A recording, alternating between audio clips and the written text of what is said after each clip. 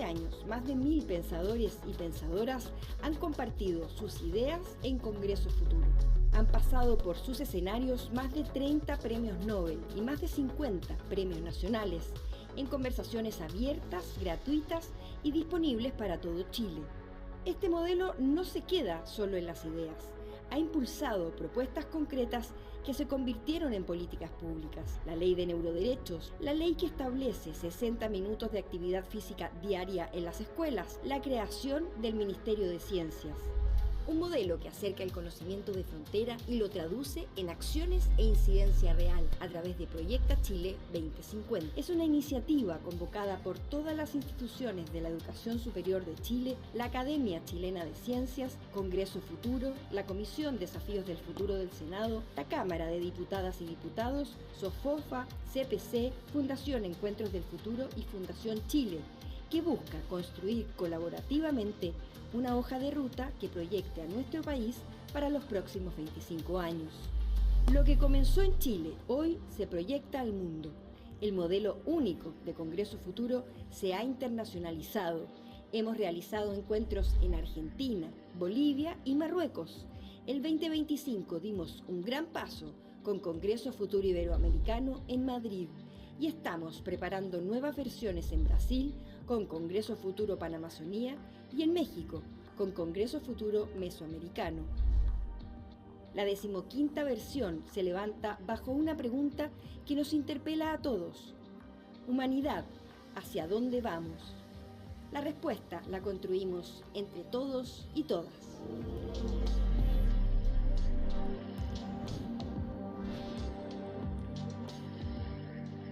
I would like to thank the NXT Foundation, Mr. Sharma, for the invitation for this forum and tell you about the Chilean experience in creating the Future Challenge Commission and later the Congress of the Future, which has become the fourth more important scientific event in the world. It's the only one organized by a national congress and which already has 15 editions. In 26, President Bachelet had the opportunity to visit Finland during a state visit and witness the work of the Committee of Future of Challenge in this country. We observed how they established a common framework that enable them to make a qualitative and quantitative leap in development, allowing Finland, starting in 1983, to move beyond being the country with the worst quality education level and income distribution in Europe and become a leader. This process fostered a forward-looking perspective on the future and generate the political will, methodology, and institutional framework to legislate based on evidence and evaluation of public policies and necessary adjustments. Parliament produced a future-oriented report that is discussed with the ministries, and each bill must include a future-oriented report and in addition to a financial report. Upon my return to this trip, I founded this committee in our country, first in the Chamber of Deputies and then in the Senate. Being the second commission or committee of this kind created in the world. From Chile, we have promoted this installation of other countries, and in this moment, there are already 17 committees around the world, and we have held 3 world summits to generate local response to global issues. In 2010, as we commemorated the bicentennial anniversary of the Republic of Chile, the idea arose with the Academy of Science of our country to create a dialogue platform that will democratize access to information and knowledge. The Chilean Commission on Future Challenge is unique legislative committee, unlike the other which are merely advisory. The Chilean Committee brings together the academic of science as permanent members, the National Science Prize winners, and all public and private universities with which we have a future council. What we are, Congress of the Future is a meeting platform that democratizes access to knowledge through Latin America's most important science and knowledge dissemination event held every January. It promotes the impact of science in public policy making, strengthens democracy and champions human rights. At the same time, it reinforces humanist values such as collaboration, solidarity, altruism, and empathy, essential principles for building the society of tomorrow. Our story, since 2011, Congress of the Future has brought together more than 1,000 thinkers and innovators sharing ideas that inspire change and broaden horizons.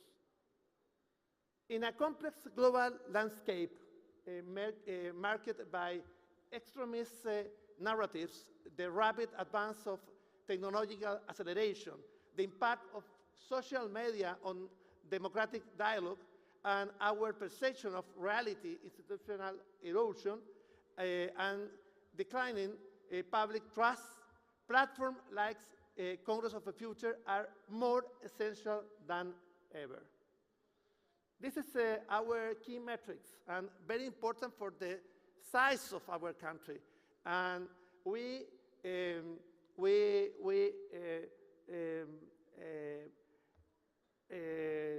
4 million users rated through social media and almost 3,100 total streaming views across Chile, Colombia, Ecuador, Paraguay, in the others.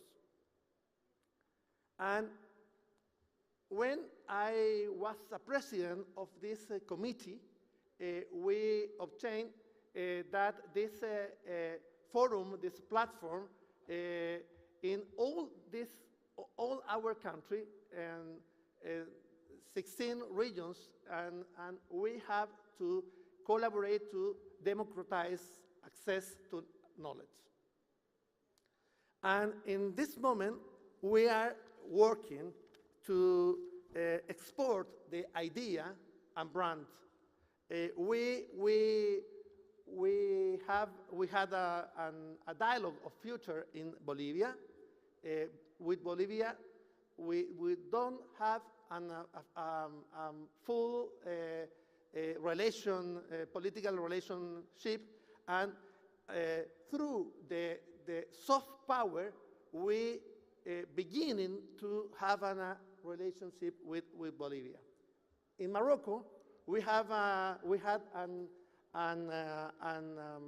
Congress of the Future, and we aspire to have a dialogue with all Union Africa. And we had a Congress of the Future in Madrid, and in the future we are working to have a Congress in Brazil, in China, in Mexico. And in this year, we have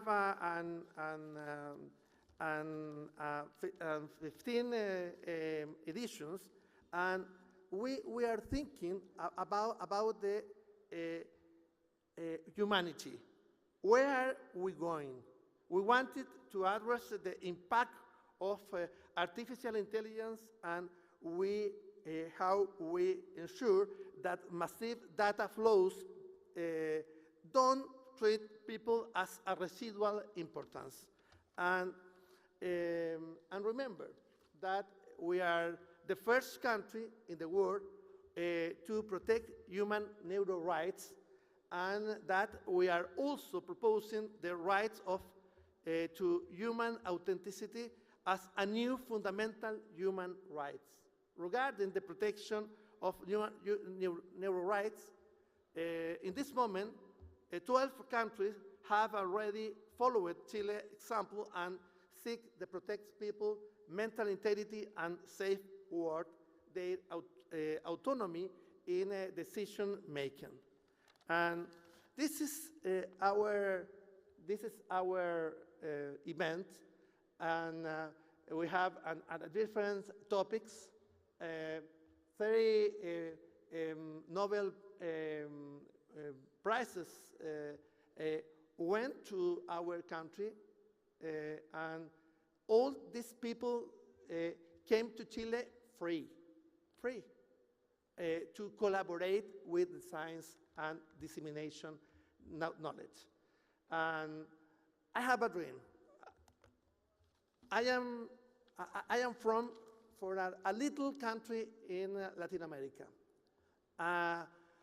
And we are the more open country in the world. We have 36 trade agreements with 88% of people, global people. And we have a dream. We need a new relationship with India. And our dreams, including, for example, close our trade agreement to be or to create a Chile and a hub to investment, India investment for all Latin America. Thank you.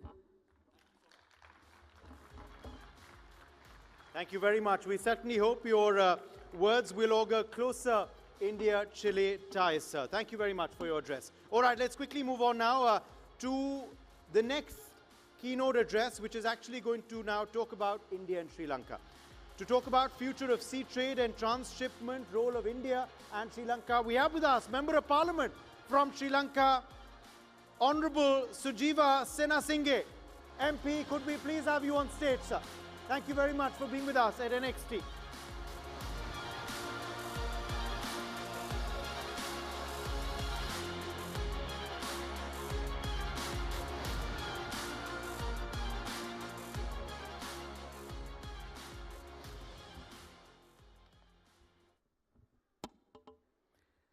Good evening. Namaste, Your Excellencies, colleagues, friends, students, and friends of India.